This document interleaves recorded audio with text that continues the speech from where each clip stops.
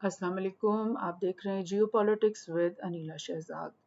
Global economic recession क्या है, ये कितना बड़ा है, और स्पेशली पाकिस्तान जैसे मुल्क में रहते हुए जब हमें महंगाई का सामना हर पाकिस्तानी को इस वक्त हो रहा है, और दिन ब दिन हम देख रहे हैं कि महंगाई जो है वो बढ़ती चली जा रही है, और हम अपनी सियासी जो इस्टेब्लिशमेंट कह लो, या सियासी जो फ्रेमवर्क है हमारा पॉलिटिकल, उसके ऊपर हम सारे इल्ज़ामात लगाते हैं, लेकिन हम उस वक़्त ये नहीं सोच रहे होते और ये नहीं देख रहे होते कि ये जो इकोनॉमिक रिसेशन है, और ये जो लाइक महंगाई का इन्फ्लेशन और ये सब चीज़ें हैं, ये सिर्फ़ पाकिस्तान के तक महदूद नहीं है, बल्कि ये एक ग्लोबल फिनोमेना है, जो कि 2008 से शुरू हो रखा है। और 2008 में ग्लोबल इकोनॉमिक क्राइसिस आया था, जो कि जिसके बारे में लोगों को उम्मीद थी कि ये चंद सालों में गुजर जाएगा, लेकिन ऐसा हुआ है कि ये अपनी इसकी वेव्स चलती चली जा रही हैं, और जो ममालिक हैं दुनिया के मुख्तलिफ, वो इससे छुटकारा नहीं सक रहे हैं, बल्कि ऐसा लग रहा है कि इस दलदल में जो इकोनॉमिक रिसेशन की दलदल है, उसमें वो मज़ीद गिरते चले जा रहे हैं। ये आज की नहीं, बल्कि मैं आपको 2-3 दिन पहले की ये खबर शेयर कर रही हूँ, जिसमें Britain second largest city effectively declares itself bankrupt amid $950 million equal pay claims. यानी इक्वल पे के जो क्लेम्स थे, पेंडिंग क्लेम्स थे, जो कि एक्चुअली कुछ ये मैं आपको बताती हूँ। वुमन एट जो बहुत सारी वुमन थी जिनको पहले अंडर पे रखा गया था इससे पहले, और क्योंकि उनका क्लेम जो है वो उन्होंने जीत लिया, तो उसके नतीजे में उनको अब मजीद कॉम्पनसेशन जो पिछली $1 बिलियन या $950 million की देनी पड़ रही है ये बर्मिंघम शहर को, तो वो इस काबिल नहीं है कि वो दे सके। यानी इतना उसके पास एक्स्ट्रा मनी या इतना बैलेंस शीट में उसके पास पैसा नहीं है, $950 million, कि वो ये जो तनख्वाहें पिछली पास्ट की जो बची हुई हैं वो उनको पे कर सके। तो ज़ाहिर है आने वाले वक्तों में जो मज़ीद नई पेज देनी है, उसमें भी उसको मसाइल पेश आएंगे। तो ये एक बर्मिंघम सिटी, जो कि ब्रिटेन की एक बहुत बड़ी सिटी है, सेकेंड लार्जेस्ट सिटी है, वो बैंकरप्सी का शिकार हो गई है। और मैं आपको बताऊं कि ये Britain second biggest city declares itself bankrupt because of this reason जो मैंने आपको बताया है। लेकिन UK economy shrinks more than expected as rain and strikes hit। ये 3 दिन पुरानी बात है। खबर है कि बारिशें थोड़ी सी एक्सपेक्टेशन से ज़्यादा वहाँ पे हुई हैं, और उसकी वजह से यूके की जो इकोनॉमी है वो मज़ीद श्रिंक होने का इम्कानात बढ़ गए हैं। और यानी कि बर्मिंघम अकेला शहर नहीं है, बल्कि ऑन द होल यूके की जो इकोनॉमी है वो रिसेशन का शिकार है, और जो कमोडिटी प्राइसेस हैं वो इन्फ्लेशन का शिकार हैं। लोगों के लिए बहुत मुश्किलात हो रही हैं, खाना पीना पूरा करना और अपने घरों के रेंट्स देना, ये सब बहुत ज़्यादा मुश्किल हो गया है। और आप समझ लो कि यूके तो दुनिया की बड़ी तरीन इकोनॉमीज़ में से एक इकोनॉमी है, G7 ममालिक में से एक मुल्क है। और G7 के बारे में आपको पता है कि वो दुनिया की सबसे बड़ी 7 इकोनॉमीज़ का ग्रुप है। और आप देख रहे हैं कि किस तरह की न्यूज़, ये इसी हफ्ते की यानी कि न्यूज़ है जो मैं आपसे शेयर कर रही हूँ। UK on recession alert after big falls in factory output and house prices. यानी घरों की प्राइसेस भी कम हो गई, होती चली जा रही हैं, और फैक्ट्री की जो आउटपुट है, प्रोडक्शंस हैं, वो भी बहुत फेल हो गई हैं। ज़ाहिर है इसलिए क्योंकि ख़रीदार कम है, और अगर मार्केट में लोगों के पास पैसा नहीं है ख़रीदने के लिए, तो फैक्ट्रीज भी अपनी आउटपुट कम कर देंगी, और लोगों के पास घर खरीदने के पैसे नहीं है, तो लिहाजा घरों की जो मार्केट है, हाउसिंग मार्केट, वो भी डिक्लाइन का शिकार हो गई है। और ये आप देख रहे हो कि पाकिस्तान में भी हाउसिंग मार्केट या ये जो रियल एस्टेट मार्केट है वो डिक्लाइन का शिकार है, और ये भी एक साइन है इन्फ्लेशन का, और ये भी एक साइन है रिसेशन का कि लोगों के पास एक बूमिंग किस्म की इकोनॉमी ना होने की वजह से लोगों के पास इतना सरमाया नहीं होता कि वो अपने डेली जो अखराजात पूरे करने के बाद मज़ीद इन्वेस्टमेंट भी कर सकें, घर भी खरीद सकें या कोई और बड़ी इन्वेस्टमेंट्स कर सकें। तो ये सिलसिला यूके के अंदर मौजूद है इस वक्त। मगर यूके अकेला नहीं, मैं आपको बताऊंगी। लेकिन ये मैं 3 महीने पुरानी खबर आपको ये भी शेयर कर दूं कि ऋषि सुनाक जो उनके प्राइम मिनिस्टर हैं, उन्होंने बोला था 3 महीने पहले कि 2024 के अंदर, यानी अगला साल जो आने वाला साल है, उसके अंदर यूके जो है वो पॉसिबली रिसेशन के अंदर चला जाएगा, और high inflation likely to push interest rates above 5% and force up mortgages and loan payments just ahead of elections।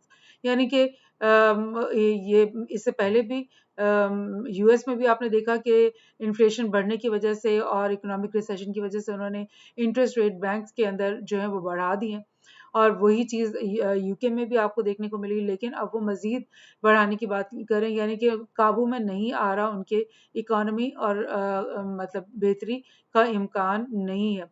इससे पहले कि मैं आपको ये न्यूज़ शेयर कर रही हूँ, ये मार्च के महीने की ये न्यूज़ है, बल्कि उससे पहले मैं आपको एक छोटी सी लिस्ट शेयर करना चाहती हूँ कि 2021 और 2023 के दरमियान ये 3 मेजर बैंक्स हैं यूएस के जो कि बैंकरप्ट हो गए थे और फेल हो गए थे। First Republic bank, signature bank और सिलिकॉन वैली बैंक।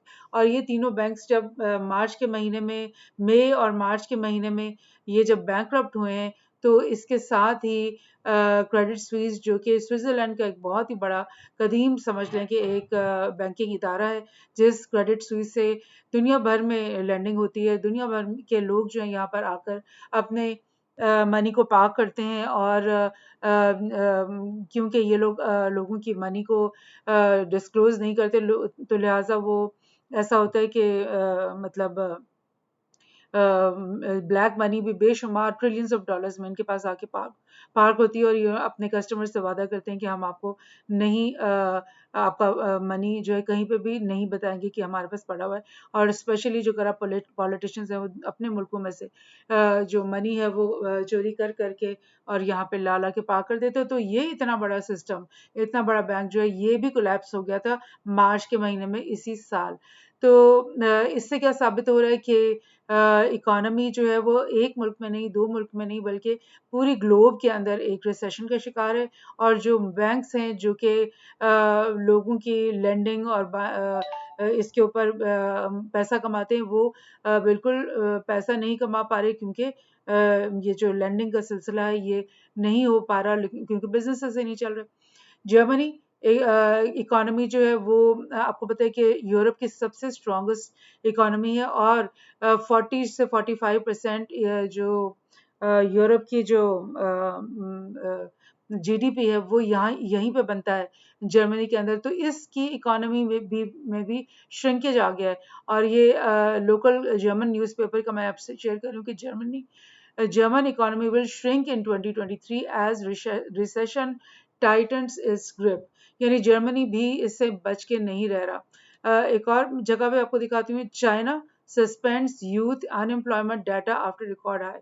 अगस्त की ये खबर है, पिछले महीने की, कि अनएम्प्लॉयमेंट इतनी ज़्यादा बढ़ती जा रही है चाइना के अंदर। क्यों? इसलिए कि पहले तो कोविड इसके अंदर बहुत लंबा अरसा चला। उसके बाद यूएस ने ट्रेड वॉर शुरू कर रखी, उसमें उन्होंने बेशुमार सैंक्शंस लगाए, बहुत सारी इनकी ट्रेड जो है वो उसमें रुकावट आ गई, और ये अपना सामान नहीं बेच सके, और फैक्ट्रीज इनकी बंद होती चली गई, और जिसकी वजह से यूथ जो इनकी है वो अनएम्प्लॉय होती चली गई है, और वो इतनी ज़्यादा अनएम्प्लॉयमेंट हो गई कि उन्होंने डाटा देना ही छोड़ दिया, क्योंकि ज़ाहिर शर्मिंदगी होती है, और पता चलता है दुनिया को कि भाई चाइना नीचे जा रहा है। लेकिन चाइना पॉलिटिकल फोरम्स में, इकोनॉमिक फोरम्स में ये प्रोटेक्ट कर रहा होता है कि हम बहुत ही रेजिलियंट इकोनॉमी है, और हम बेल्ट एंड रोड के प्रोजेक्ट्स जो हैं उस ट्रिलियंस ऑफ डॉलर्स में डालने के लिए तैयार हैं, और हम जो है वो मज़ीद एक प्रोग्रेसिव दुनिया देख रहे हैं, फ्यूचर देख रहे हैं, और एशियन सेंचुरी देख रहे हैं इनफैक्ट। तो ये हालात हैं दुनिया में, ये कुछ हो रहा है। अच्छा, एक और मैं आपको ये चाइना की ही साउथ चाइना मॉर्निंग पोस्ट में से दिखा रही हूँ कि ये लाइक चाइना के जो too big to fail property giants थे दो, जिनमें एक एवरग्रांड थे और एक कंट्री गार्डन है। ये दोनों जो है वो मुकम्मल तौर पे नाकाम हो गए हैं और इन्होंने बैंकरप्सी का ऐलान कर दिया है। और ये प्रॉपर्टी का जो उनका रियल एस्टेट की मार्केट है वो बिल्कुल बहुत बुरी तरह से गिर चुकी है। China's property crisis deepens with Country Garden at risk of default. Evergrande has filed bankruptcy protection, and firms covering 40% of China's home sale have defaulted. 40% home या रियल एस्टेट का जो सेक्टर है वो डिफॉल्ट हो चुका है। एवरग्रांड ने बैंकरप्सी फाइल कर ली है और कंट्री गार्डन जो उसका नंबर 2 डेवलपर है, यानी रियल एस्टेट डेवलपर, उसने भी डिफ़ॉल्ट के बारे में ख़तरा ज़ाहिर कर दिया है। तो आप ये सोच लो कि पूरी चाइना की अगर रियल एस्टेट मार्केट बैठ जाती है और उनकी फैक्ट्रीज बंद हो रही हैं तो ग्लोबल इकोनॉमी का क्या बनेगा, दुनिया भर की इकोनॉमी का क्या बनेगा। एक और मैं एग्जांपल आपको ये दे रही हूँ, सिटी ग्रुप एक बहुत बड़ा बैंकिंग सिस्टम है। सिटी बैंक हमारे मुल्क में भी इनकी बहुत सारी ब्रांचेस है, लेकिन सिटी बैंक की जो ब्रांचेस है वो दुनिया भर में बंद होना शुरू हो गई हैं और क्लोजिंग अराउंड द वर्ल्ड। और ये कितनी ये पीक पे था इनका, लाइक जिसको कहते हैं मुनाफा, प्रॉफिट, कुछ अरसे पहले 2095 से अगर 2007 तक देख लें बहुत हाई पे जा रहे थे, लेकिन उसके बाद से मैं जिसमें आपको बता रही हूँ 2008 का जो ग्लोबल रिसेशन आया उसके बाद से ये इनकी बिल्कुल ज़ीरो से ज़ीरो इनकी लाइक प्रॉफिट होता चला गया और लाइक बिल्कुल डिफ़ॉल्ट की तरफ ये बैंक भी जा रहा है और इसकी अराउंड द वर्ल्ड ब्रांचेस बंद होती चली जा रही हैं। सो कहने का मकसद ये है कि इन्फ्लेशन और महंगाई और ग्लोबल रिसेशन ये एक ग्लोबल फिनोमेना है और हर मुल्क को ये देखना है कि उसने सर्वाइव करना है इस रिसेशन के बीच में से, ये चाहे 1 साल चले या चाहे 2 साल चले, चाहे 5 साल चले, लेकिन हम लोगों ने अपनी रेजिलियंस को कायम रखना है। चाहे हमें कम खर्च करके और कम अय्याशी करके, कम खाना पीना खा के हम गुजारा करें, लेकिन हमें अपने मुल्कों को कायम और दायम रखना है और जल्द ही यानी इंशाल्लाह रिसेशन का दौर ख़त्म होगा और फिर से बिजनेसेस जो हैं वो डेवलपमेंट और ग्रोथ की तरफ जाना शुरू होंगी।